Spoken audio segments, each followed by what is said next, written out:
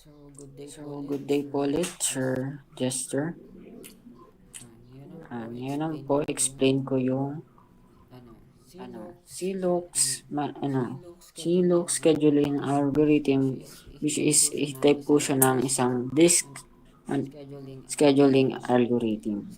So, yung Silog, scheduling algorithm, po siya, parang variation po siya ng Syscan algorithm. Ang kaibahan lang po nila, unlike sa Syscan na tataas po siya hanggang sa pinakataas na track, which is example po dito ay 200, then bababa po siya hanggang sa pinakamababa, which is 0. Sa silok po, aangat lang po siya hanggang sa pinaka mataas na given na track, yung dito po sa yung parating po na track, hindi po yung sa capacity po ng disk. Then, ganun din po siya sa pagbaba niya. Bababa lang po siya hanggang sa pinaka mababa na track na meron doon sa pangaparati sinesearch niya.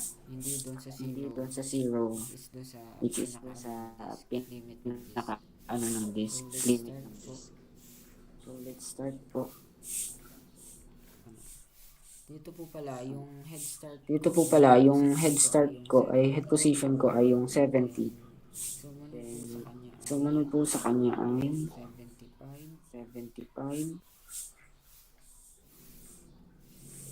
75. Then, sunod sa 75 ay 101.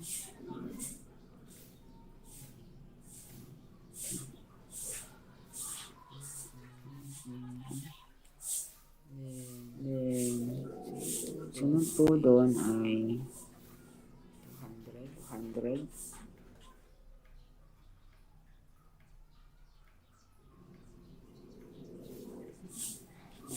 Then, wala na po yung pataas. Pagbaba naman po tayo.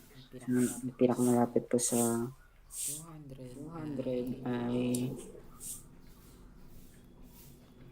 ito 50 ay 68.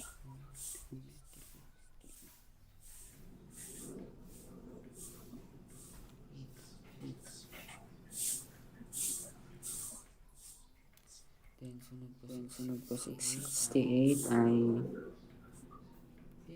54.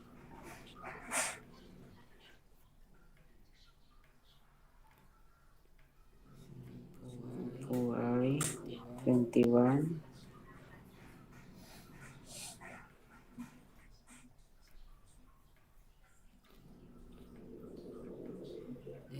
Then, ang last po ay 1.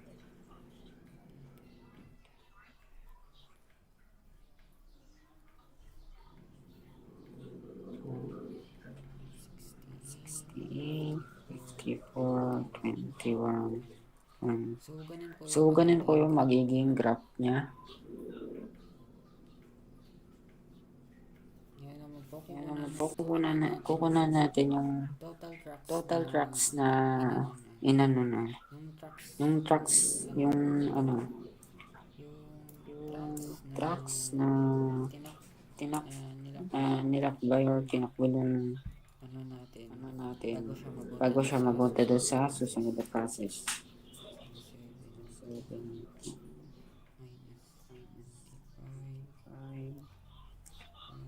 5,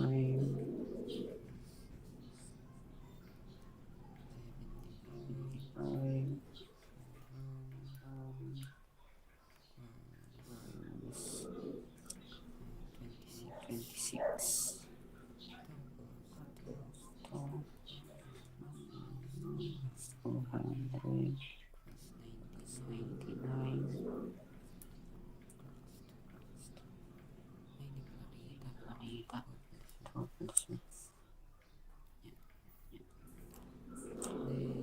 Then,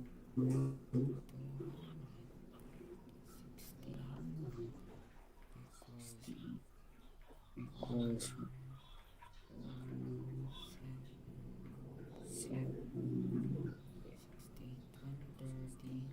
13,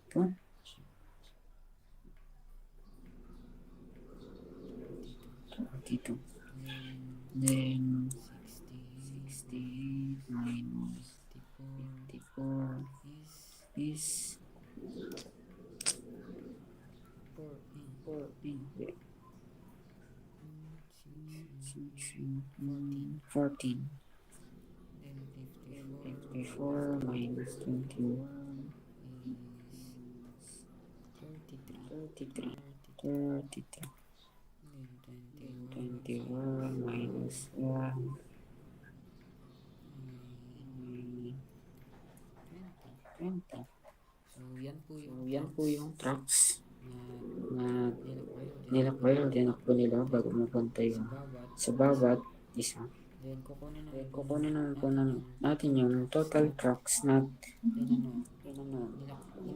inikot or ginalaw ng buong disk para matapos itong lahat ng trucks na to. So,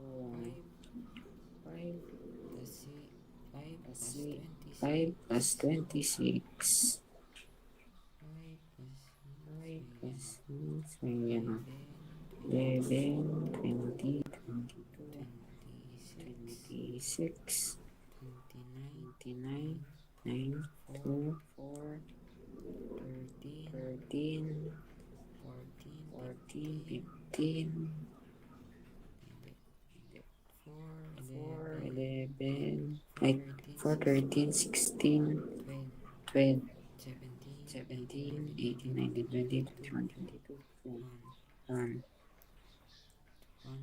129. So, ito po yung sagot.